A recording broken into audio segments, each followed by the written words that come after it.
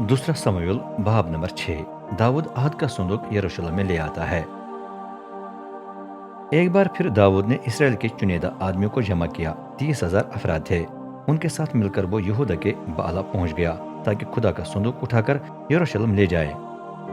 वही संदूक जिस पर रबुल अफाज के नाम का ठप्पा लगा है और जहां वो संदूक के ऊपर करूबी फरिश्तों के दरमियान तख्त निशीन है।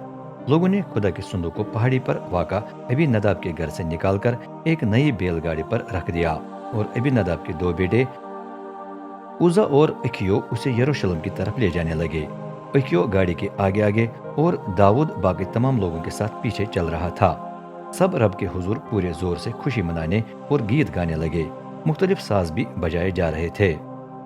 फिजा सितारों, रोदों, दफों, खंजरियों और जंजों की आवाजों से गूंज उठी। वो गुंदम गाने की एक जगह पर पहुंच गए जिसके मालिक का नाम नकोन था। वहां बेल अचानक बेकाबू हो गए। उजा ने जल्द से खुदा का संदूक पकड़ लिया ताकि वो गिर न जाए। उसी लम्हे रब का गजब उस पर नाजिल हुआ क्योंकि उसने खुदा के संदूक को छूने की जुर्रत की थी। वहीं खुदा के संदूक के पास ही उजा गिरकर हलाक हो गया। दाऊद को बड़ा रंज हुआ कि रब का गजब उजा पर यूं टूट पड़ा है। उस वक्त से उस जगह का नाम पुर्ज उजा यानी उजा पर टूट पड़ना है। उस दिन दाऊद को रब से खौफ आया।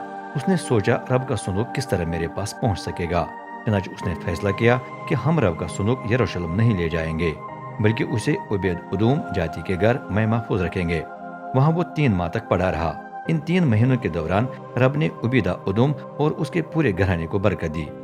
एक दिन दाऊद को इतला दी गई जब से खुदा का संदूक उबैद उदूम के घर में है उस वक्त से रब ने उसके घराने और उसकी पूरी मिल्कियत को बरकत दी है। ये सुनकर दाऊद उबैद उदूम के घर गया और खुशी मनाते हुए खुदा के संदूक को दाऊद के शहर ले आया। 6 कदमों के बाद दाऊद ने रब का संदूक उठाने वालों को रोककर एक सांड और एक मोटा ताजा बिजड़ा कुर्बान किया। जब जुलूस आगे निकला तो दाऊद पूरे जोर के साथ रब के हुजूर नाचने लगा। वो कतान का बाला पोश पहने हुए था। खुशी के नारे लगा लगा कर और नरसिंगे फूंक फूंक कर दाऊद और तमाम इसराइली रब का संदूक यरूशलेम ले आए। रब का संदूक दाऊद के शहर में दाखिल हुआ तो दाऊद की बीवी मेकल बिनते साउल खिड़की में से जुलूस को देख रही थी। जब बादशाह रब के हुजूर कूदता और नाचता हुआ नजर आया तो मैकल ने दिल में उसे हकीर जाना। रब का संदूक उस तंबू के दरमियान में रखा गया जो दाऊद ने उसके लिए लगवाया था। फिर दाऊद ने रब के हुजूर बसम होने वाली और सलामती की कुर्बानी पेश की। इसके बाद उसने कौम को रबुल अफाज के नाम से बरकत देकर हर इसराइली मर्द और औरत को एक रोटी, खजूर की एक टिक्की और किशमिश की एक टिक्की दे दी। फिर तमाम लोग अपने अपने घरों को वापस चले गए। दाऊद भी अपने घर लौटा ताकि अपने खानदान को बरकत देकर सलाम करे।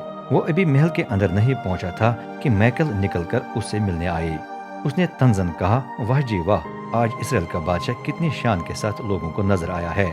अपने लोगों की लोंडियों के सामने ही उसने अपने कपड़े उतार दिए, बिल्कुल उसी तरह जिस तरह गमार करते हैं। दाऊद ने जवाब दिया, मैं रब ही के हुजूर नाच रहा था जिसने आपके बाप और उसके खानदान को तरक करके मुझे चुन लिया और इसराइल का बादशाह बना दिया है। उसी की ताज़ीम में मैं आइंदा भी नाचूंगा। हाँ, मैं इससे भी ज्यादा जलील होने के लिए तैयार हूँ। जहाँ तक लोंडियों का ताल्लुक है वो जरूर मेरी इज्जत करेंगी। जीते जी मैकल बे औलाद रही।